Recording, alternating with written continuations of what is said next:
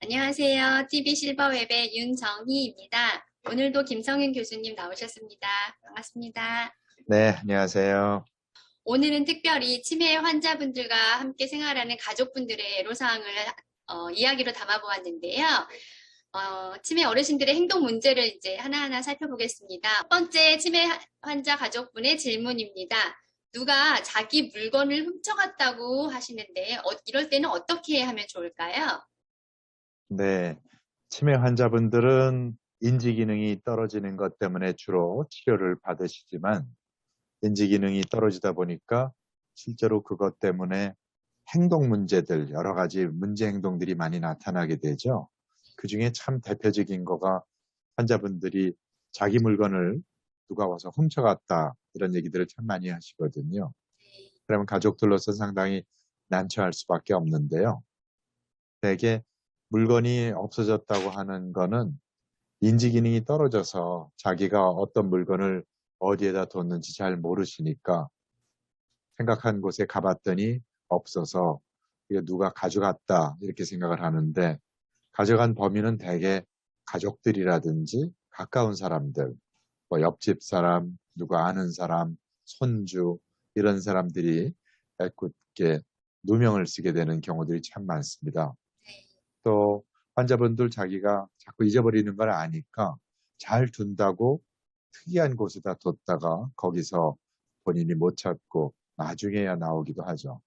또 나중에 엉뚱한 곳에서 나오고 나면 환자분들 생각에는 누가 훔쳐간 게 맞는데 내가 훔쳐간 것 때문에 막 뭐라고 하니까 그 얘기를 듣고 몰래 다시 가져다 놨다.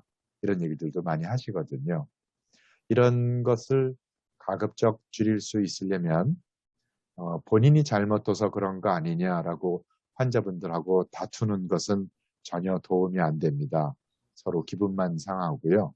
그래서 환자분이 항상 자기 물건을 둘 수 있는 장소를 박스라든지 서랍이라든지 이런 걸 딱 따로 마련을 해 두시는 것이 참 좋고요. 또 없어졌다고 훔쳐갔다고 그러면 같이 한번 찾아보자 해가지고 물건을 같이 찾아본다든지 또 그 물건에 집착하지 않도록 다른 주제로 환자의 관심을 돌린다든지 하는 것이 일시적인 방편이 되겠고요. 약물 치료로 이런 의심이라든지 도둑망상이 조금 좋아지는 경우도 있으니까 병원에서 의사 선생님과 상의를 해보시는 것도 좋을 것 같습니다. 네, 약물로도 그렇게 치료가 가능한지는 오늘 처음 알았습니다. 두 번째 질문인데요. 본인은 다 나았다면서 먹던 약을 안 드시려고 하는 경우가 있다고 합니다. 이럴 때는 어떻게 하면 좋을까요? 네, 이것도 치매 환자분들 진료하면서 흔히 겪는 문제입니다. 이젠 괜찮아졌으니까 이제 약을 안 드셔도 된다. 이렇게 얘기하는 거죠. 그런데 만약에 인지 기능이 심하게 손상된 분이 아니고 어느 정도 또 설명을 해드리면 납득을 하시는 수준이라면 우리가 보통 혈압약을 먹는 것이 약을 복용하면 혈압이 떨어지니까 고혈압이 해결은 되지만 약을 안 드시면 다시 혈압이 올라갈 거 아니에요? 그래서 치료를 위해서 약을 먹는 경우도 있지만 어떤 건강한 상태 유지를 위해서 약을 먹는 경우도 있는데 인지 기능에 관련된 약들은 이렇게 건강 상태를 유지하기 위해서 복용을 하는 거다. 그래서 먹으면 괜찮게 지낼 수가 있지만 드시지 않으면 다시 또 안 좋아질 수가 있다. 이런 설명을 드리는 방법이 하나 있겠고요. 또 약을 복용하는 것을 매일 규칙적으로 일종의 습관으로 만들어서 저희가 식사 후에 물을 마시듯이 의례 식사 후에는 약을 같이 먹는다든지 하나의 일상생활 습관으로 만들어 드리는 것도 또 도움이 됩니다. 또 치매 환자분들 경우에는 약을 먹었는데 잊어먹고 또 한 번 먹는다든지 아니면 약 먹은 줄 알고 약을 안 드셔서 진료를 볼 때 약이 굉장히 많이 남아있다든지 이럴 수가 있거든요. 네. 그래서 이런 분들은 어, 약을 갖다가 일주일 단위로 포장을 해서 박스에 넣어둘 수 있는 그런 것들이 약국에 되게 구입을 할 수가 있으니까요. 요일별로 표시를 해두거나 아니면 달력 같은데 테이프로 약들을 다 하나하나 붙여놔서 빼먹지 않게 하도록 하는 그런 방법을 쓰시기도 합니다. 각자 사정에 맞춰서 약을 꼬박꼬박 꾸준히 그리고 습관적으로 규칙적으로 먹는 것을 환자분께 익히게 하는 것이 가장 좋은 방법일 것 같습니다. 네, 좋은 방법 안내해 주셔서 감사합니다. 다음 질문은요. 치매 환자가 자기 집인데도 자꾸 옛날 집으로 가자고 할 때가 있다고 합니다. 이럴 때는 어떻게 대처하면 좋을까요? 네, 이 경우도 환자분들 모시는 보호자분들이 상당히 난처한 상황이 되죠. 기억력 떨어지는 것뿐만 아니라 방향 감각이라든지 주변에 대한 인식 이런 것들이 잘 안 되다 보니까 10년, 15년, 20년 가까이 산 자기 집인데도 환자의 기억력이 현재로부터 과거로 점점점 없어져 가면서 지금 20년 동안 살았던 이 집은 머릿속에서 사라지고 더 옛날에 살던, 어릴 때 살던 집이 자기 집인 거로 생각을 하시는 거죠. 그러다 보니까 여기가 낯설고 나 살던 집으로 가고 싶다고 매일 저녁 때만 되면 보따리를 싸고 짐을 싸고 현관 앞에서 서성거리는 그런 분들이 종종 있습니다.